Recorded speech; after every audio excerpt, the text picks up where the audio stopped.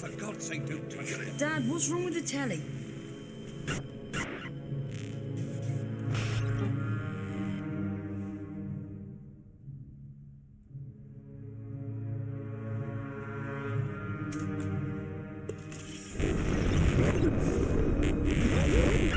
Good evening, London.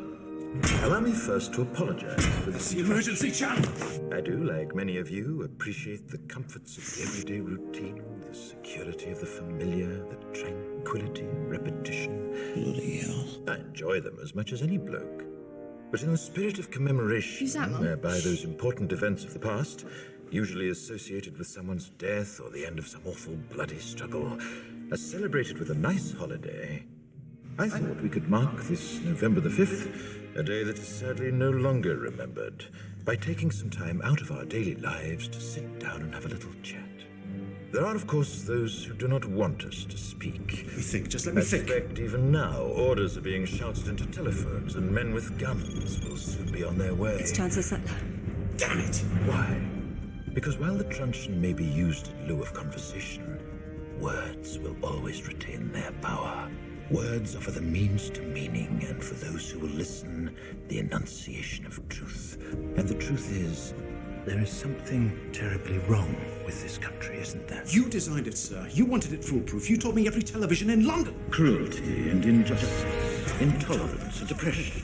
And where once you had the freedom to object, to think and speak as you saw fit, you now have censors and systems of surveillance coercing your conformity and soliciting Cameras. your submission. We need cameras. How did this happen? Who's to blame? Well, certainly there are those who are more responsible than others, and they will be held accountable. But again, truth be told, if you're looking for the guilty, you need only look into a mirror. I know why you did it. I know you were afraid. Who wouldn't be? War, terror, disease. There were a myriad of problems which conspired to corrupt your reason and rob you of your common sense. Fear got the best of you, and in your panic you turned to the now High Chancellor Adam Sutler.